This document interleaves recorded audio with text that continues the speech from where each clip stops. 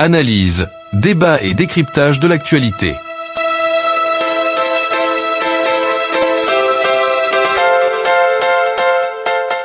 Soumaïla Brindoumi, vous le savez, depuis hier, donc poursuivi, mais aujourd'hui on en sait un peu plus, poursuivi pour 11 chefs d'accusation, notamment acte terrorisme, appel à l'insurrection, à la haine et à la xénophobie, vol, incendie volontaire de biens publics et de biens privés, incitation au meurtre et complot contre l'autorité de l'État.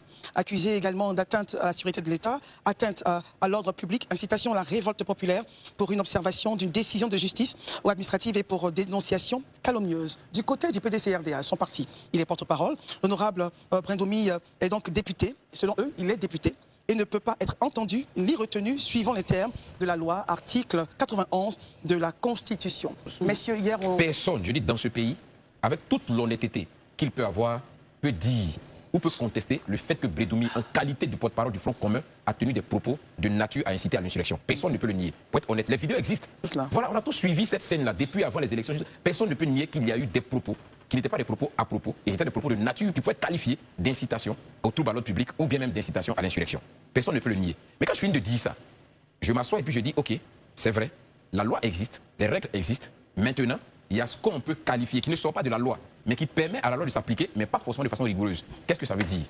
Brindoumi qui est député, Brindoumi qui a un certain âge, le porte-parole Brindoumi, c'est pas un jeune comme moi. Voilà, il a un certain âge et tout ça. Moi, je pense, et j'estime que la loi avait cette clé-là, parce qu'on en a vu sur d'autres sujets, même ici on en a vu, de peut-être pas forcément le mettre sur un mandat de dépôt, mais le mettre sur un contrôle judiciaire. D'autant plus qu'on a sa localisation géographique, on a toutes les possibilités de mettre la main sur lui tant qu'on aura besoin de lui. Il y avait cette possibilité de le mettre sur contrôle judiciaire. La procédure est engagée, oui, mais selon vous... on peut le mettre sur contrôle judiciaire, c'est une réalité. Selon mes informations, ce qui justifie qu'on ne le mette pas sur contrôle judiciaire, c'est un manque de coopération de sa part. Et ça s'explique par le communiqué de Maître Blessy. Ils ont dit qu'ils ont demandé à Brindoumi de ne pas parler. Lorsqu'on l'a appelé pour le PDC a demandé. Ils ont demandé à ses avocats, il ne dit rien, il ne parle pas, il ne dit aucun mot. Le cabinet du procureur a estimé que c'était une défiance vis-à-vis de la justice. Et comme eux, ils ont la possibilité, soit de le mettre sous contrôle judiciaire ou de le mettre sous mandat de dépôt, ils choisissent la voie la plus difficile pour lui, parce qu'ils estiment qu'ils sont face à une défiance et eux aussi vont faire respecter l'autorité. Je pense que peut-être que si on était allé dans un sens où il y avait cette possibilité d'ouvrir un dialogue, d'échanger, et voilà, vraiment d'éviter peut-être la défiance, mais les avocats sont là, comment on appelle ça? Le prévenu, il peut s'exprimer, le prévenu, ses avocats. Voilà, qui lui diront ce qu'il peut dire, ce qu'il ne peut pas dire.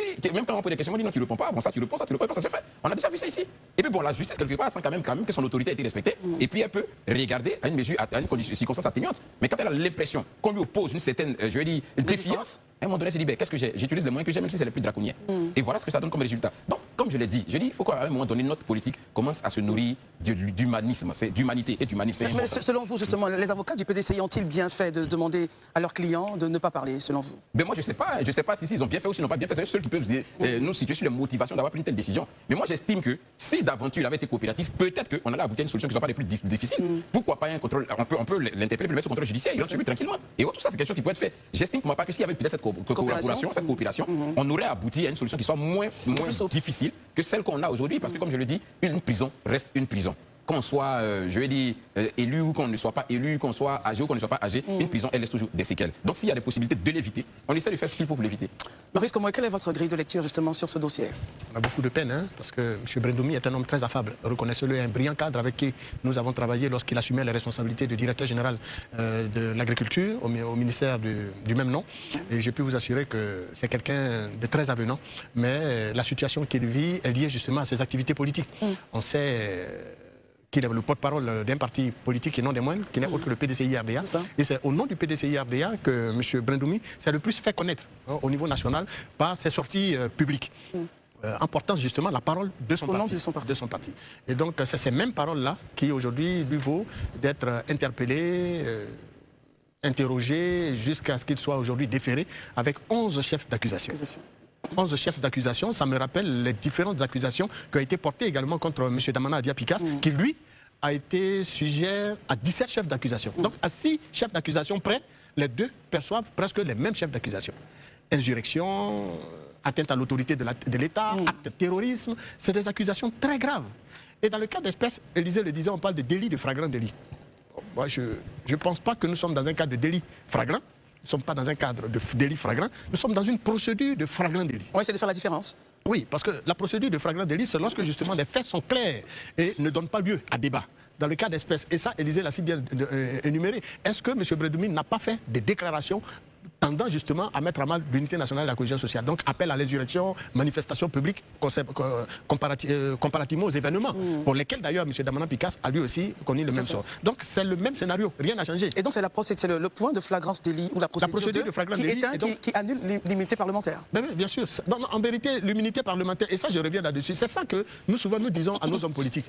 Quand ils sont au pouvoir, ils oublient qu'un jour ils perdront le pouvoir et que les mêmes causes, les mêmes comportements qu'ils ont eu lorsqu'ils exerçaient le pouvoir d'État, ça va les rattraper. Le 27 octobre 1999, parce que c'est pour ça que nous nous rappelons les faits de notre histoire récente.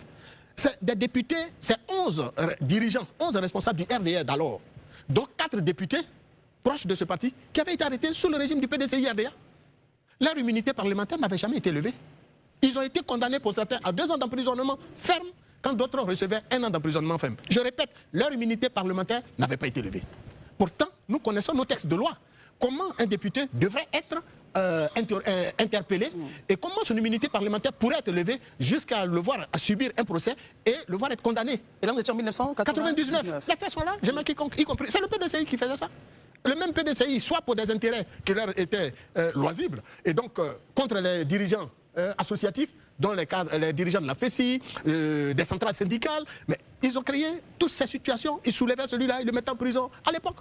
Et donc aujourd'hui, on n'est pas étonné qu'eux aussi, eh bien, au moment où ils se plaignent, on les prend et puis bon, on les met aussi dans la même procédure de flagrance délit. On aurait pu éviter tout ça si d'ordinaire les uns et les autres comprennent nos paroles en les appelant à aller à la table de discussion.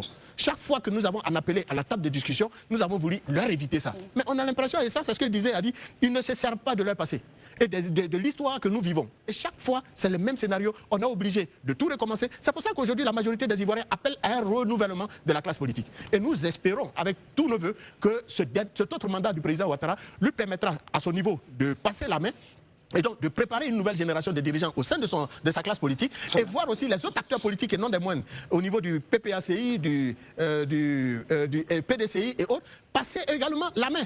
Et donc nous restons sur notre fait, sur ce genre de dossier, parce que pour nous, c'est à la vérité, c'est des situations qu'on aurait pu régler autrement que de voir M. Brendoumi. Bon, sinon si on veut aller dans les faits, pourquoi M. Brendoumi est allé en exil?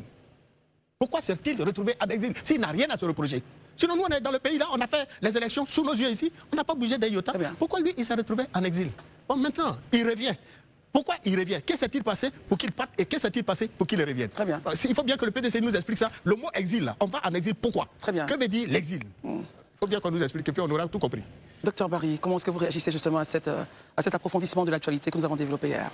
Ben écoutez, Christelle, tout comme Daouda, je suis un peu mal à l'aise, mais ce n'est pas par rapport à ma relation avec M. Brendoumi. C'est vrai que j'ai eu à faire sa connaissance sur le plateau, mais c'est plutôt par rapport au statut et à l'esprit de la République. C'est un député, dans l'imaginaire populaire, on dit que les députés ne sont pas passibles de poursuites judiciaires, à moins que il y a flagrant délit. Donc, combien de citoyens lambda savent c'est quoi un flagrant délit? Tout à l'heure, M. Marius a essayé d'expliquer la différence entre la procédure de flagrance délit et le délit flagrant. Ça fait beaucoup de concepts à expliquer aux uns et aux autres. Bon, moi, je ne suis pas juriste. Je le dis souvent pour taquiner mes amis juristes. C'est que souvent, ils ont des concepts. Ce sont eux seuls qui pensent les comprendre. Tout est une chose d'interprétation, à mon avis. Je pense qu'au niveau du PDCI, ceux qui ont demandé à M. Brendoumi de ne pas coopérer sont peut-être avocats ou magistrats. Peut-être que c'est une stratégie, qu'elle ne sait-on jamais. Mais c'est difficile de se prononcer tant qu'il n'y a pas eu jugement. Mais là où je peux rejoindre Élysée, je suis d'accord avec lui, le monsieur est d'un certain âge. Il n'est pas le seul dans ce cas, parce que je pense que M. Lida Kwasi Moïse, ce n'est pas non plus un monsieur de la dernière pluie, il doit être d'un certain âge. M. Kone Boubacar, c'est pareil. Je pense qu'à un moment donné, il faut tenir compte de tout ça. Et peut-être le placer sous contrôle judiciaire allait permettre de détendre l'atmosphère. Même si vous êtes en porte-à-faux avec le droit, quand vous êtes en liberté, lorsque vos amis viennent vous voir, ce n'est pas la même chose que si vous êtes derrière une cellule de prison. Et je pense que vu le contexte des législatives, la solution pour moi, à mon avis, aurait été préférable qu'on le place sous contrôle judiciaire. On saisit son passeport, il ne peut pas se déplacer, il vient remplir chaque matin pour signaler sa présence. Ça aurait permis quand même d'un peu rassurer l'opinion. Parce qu'aujourd'hui, quand vous débattez avec un certain nombre de personnes, tout le monde... ceux avec qui vous débattez, certains vous disent non, c'est un règlement de compte politique, c'est ceci, c'est cela. À la réalité, on ne fait même plus appel à la loi. Parce que quand tu leur demandes sur quel article tu te bases, ils ne savent même pas ce que c'est. Donc aujourd'hui, dans l'imaginaire populaire, il y a quand même une certaine forme d'incompréhension sur le statut de député, quand est-ce qu'on peut lever son immunité, pourquoi on peut le poursuivre, c'est quoi la flagrance délit, c'est quoi la procédure de délit flagrant. Je pense qu'une explication du procureur contribuerait à vraiment faciliter la compréhension et à éclairer la lanterne des uns et des autres. Daouda? J'avoue qu'au-delà de tout ce qui a été dit, moi, je suis assez triste en fait. Triste. Pourquoi? Dites-nous. Dans la mesure où, quand je regarde aujourd'hui Damana Adia Pikas, Oui. qui est en prison, aujourd'hui je regarde Soumaïla Brendoumi, qui lui aussi est en prison, la situation qui me rend triste, c'est que les premiers responsables de cette affaire, c'est M. Laurent Gbagbo et M. Tidiane Thiam. Mais M. Laurent Gbagbo, lors de son interview, nous a dit quoi? Je n'ai envoyé Personne. Et qui les soutenait. qui les soutenait. Tidiane Thiam dit qu'il était en train d'invoquer le divin. Parlant des 7 jours. Pendant les 7 jours pour libérer la Côte d'Ivoire. Finalement, c'est Damana Pikas qui est en prison, 17 chefs d'accusation. Soumaïla Brendoumi, aujourd'hui, est interpellé, 11 chefs d'accusation. Ça me rend véritablement triste, en fait, pour cette situation-là. Mais il est important aussi de dire pour les Ivoiriens, parce qu'au même moment que nous avons vraiment... On est très prolixe si c'est un sujet. C'est vrai qu'au-delà de tout, c'est mon oncle, mais il est justiciable au même titre que tout le monde. Il est vraiment justiciable comme tout le monde. Parce que la question qu'il faut se poser, c'est vrai qu'il est député. Moi, j'ai écouté hier M. Blessy Chrysostome. Oui. Aujourd'hui, j'ai écouté encore le porte-parole, je sais pas si c'est PDCI. non, Calix, qui est en train de, voilà, qui est revenu à plusieurs reprises sur le caractère de l'immunité parlementaire de Soumaïla Brendoumi. Mais il est important de rappeler à Yapo Calix et rappeler aussi à Blessy Chrysostome que quand un député de la nation qui a été à un moment donné convoqué par le DGPN, c'est-à-dire le directeur général de la police nationale, et qui a eu mise en garde pour dire que s'il y a du grabuge, vous allez emporter la responsabilité de cette situation. Et qu'après cette mise en garde, Marius est revenu dessus pour dire tu es parti en exil. Moi, je n'utiliserai pas le mot exil, sûrement qu'il est parti en voyage d'affaires et tout ça. Mais une chose est certaine, il a dit que sa vie, il n'était pas. Menacé. Il a dit qu'il n'était pas en sécurité. Sécurité, ok. Et que c'est pour cette raison qu'il est parti en France. De cette période à aujourd'hui, qu'est-ce qui s'est passé pour que aujourd'hui on revienne en Côte d'Ivoire et que notre vie ne soit pas menacée? Je pense que c'est des questions qu'il faut poser à mon oncle. Et je pense que quand Élysée, là j'apprends par le biais d'Élysée qu'il n'a répondu à aucune question puisque son conseil lui a dit de ne pas répondre. Ouais, dans le communiqué du PDCI, voilà, de ne pas répondre. Mais le problème ici c'est que... Comment vous jugez justement cet âge de demander à Élysée votre avis? Est-ce qu'il aurait dû collaborer? Je pense que quand on prend un conseil, c'est pour qu'il nous conseille. Si tu as conseillé de ne pas parler, il sait pourquoi. Votre regard là-dessus justement? De mon point de vue, je dis, pour moi, je ne suis pas le PDCI, je ne suis pas Soumaïla Brendoumi, mais ça aurait été moi, j'aurais collaboré. Oui, mais la loi permet cela ou pas? Il faut regarder le contexte. Est-ce que la loi lui donne la capacité de garder le silence? Maintenant, oui, bien sûr, si la loi lui permet de faire cela, il faut regarder aussi le contexte, comme Élysée l'a dit. Est-ce que dans ce cas-là, si je pars sur ça, je ne vais pas durcir les positions ou j'essaie d'aller à la collaboration pour éviter que... Non, comme je le dis, chacun de nous a sa perception des choses, chacun de nous a sa façon de voir. Je parle pour moi. Ça aurait été moi, j'allais collaborer, je me mets à table, on discute. Comment après on s'arrange, parce qu'on s'arrange toujours hein, avec la justice. À un moment donné, je ne dis pas qu'on s'arrange avec la loi, mais on peut s'arranger parce qu'eux ils veulent quelque chose, moi j'ai quelque chose, on va essayer de faire un compromis pour trouver un juste milieu. Ici, en gros, ce que je vais rappeler dans le cadre de mon oncle Pouchité, même si Soumaïla Brendoumi est député, il est clair qu'à un moment donné, il a tenu des propos dans des vidéos qui jusqu'à aujourd'hui circulent encore. Vous comprenez? Or, hier, je le disais sur le plateau, il y a plus de 1000 personnes qui sont en prison. Elles n'ont pas d'immunité parlementaire. Si ces personnes-là ont été interpellées, arrêtées, condamnées pour certains, pourquoi est-ce qu'aujourd'hui le PDCI veut que M. Soumaïla Brendoumi puisse se prévaloir de son immunité parlementaire? Très bien. Pourtant, ce sont tes propos, à un moment donné, qui ont sûrement amené ces personnes-là dans la rue. Moi, je pense que c'est le lieu de discuter et en même temps, je comprends la position aussi de la justice. Parce que je sais que vous êtes un peu... Je sais qu'on est pressé, mais je vais y arriver très rapidement. Voilà. Je comprends aussi la position de la justice. Parce que je pense que sur ce plateau, on a été tous unanimes là-dessus pour dire que depuis la mort d'Houphouët-Boigny jusqu'à aujourd'hui, il y a comme un culte de l'impunité qui existe. Quand on est homme politique, on ne doit pas juger la personne, on passe tout en pète et profit, tout et tout. Je vais dire sûrement qu'aujourd'hui, la justice dit, bon, ok, il faut mettre le haut là, on arrête tout. Celui qui a fait quoi, celui qui a posé un acte, il paye son acte et on passe à autre chose. Voilà. Donc voici un peu. Mais j'avoue que la situation elle est malaisante. J'ai jamais été aussi mal à l'aise sur un plateau qu'aujourd'hui. Ça va passer, ça va aller.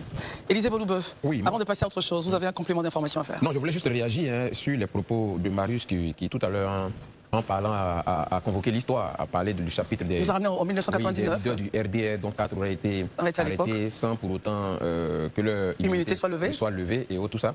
Je l'ai entendu, mais je ne partage pas cet avis quand on convoque ça comme un argumentaire. Parce que j'estime pour moi, s'il est convaincu que ce n'est pas une bonne chose qui avait été faite, pourquoi le convoquer ici, comme si on venait prendre ça comme une justification de ce qui est fait maintenant? Si ceux qui sont là estiment qu'hier, ils avaient été lésés dans leurs droits, mais ça sera incongru qu'eux en retour viennent léser les droits en faisant les mêmes choses qu'hier. Je ne pense pas que ce soit l'argument juste qui soit convoqué ici. J'estime et je pense que la justice fait son travail conformément aux procédures en la matière et qu'on n'est pas juste dans une question de vendetta. C'est important de le rappeler. Je voudrais aussi peut-être rappeler à l'attention des Ivoiriens. Le professeur Maurice Kakou-Gikawe, il a été arrêté en 2020. Oui. Il était député. Peut-être les gens ne savent pas, mais il était député. Lors Son immunité n'a jamais lors du été CNT. élevée. Oui, mais c'était par rapport au CNT. Non, bien sûr. Il a été arrêté. Il a même fait la prison avant d'en ressortir et qu'on le mette sous contrôle judiciaire, qui a même valu le fait qu'on l'écarte même de la course à la présidentielle du PDCI. Donc vous comprenez que ce n'est pas quelque chose de nouveau. Maintenant, je vais achever en rappelant ce que je dis toujours ici. Il faut qu'on arrête de faire les mêmes choses en espérant avoir des résultats contraires. Moi, je dis et je répète, franchement, je n'ai pas de conseil à donner à ces acteurs politiques. Pour certains sont nos pères, pour certains même nos grands-pères. Mais franchement, à un moment donné, ils nous poussent à bout. Et ça nous amène à les regarder en face et puis à leur dire, il faut arrêter. Il faut que vous arrêtez ça. 30 ans de souffrance, ça ne vous dit rien. 30 ans d'instabilité, ça ne vous dit rien. Mais à quel moment ça s'agit? Quand on a l'âge que vous avez. Et puis on comprend qu'on doit mettre l'intérêt du pays devant. Et puis faire les choses dans les règles de l'art. Il faut qu'on arrête. Ce n'est pas vos enfants ou vos petits-enfants qui viendront vous donner des conseils sur ce sujet-là. Bon, si vous estimez que vous êtes à la fin de vos vies, que ça ne vous dit rien, l'avenir ne vous situe plus, mais pardonnez, vous avez fait des enfants, vous avez des petits-enfants qui sont là. Permettez-les de vivre dans un pays quand même apaisé. Vous faites des références aux appels Mais je fais la référence aux acteurs politiques qui sont constamment dans la défiance, qui sont constamment dans la bagarre, qui sont constamment dans la violence, qu'elle soit verbale, qu'elle soit physique. C'est à eux que je parle. À cet âge-là, quand on nage généralement, on est en train de réfléchir pour voir comment on laisse quelque chose d'apaisé, de potable à ses enfants et à ses petits-enfants, logiquement. Donc c'est pas là maintenant qu'on devient enfant guerrier et puis on bande les muscles et puis on veut tout casser sur la route. Ça c'est important qu'on le dise aussi. bien. Merci.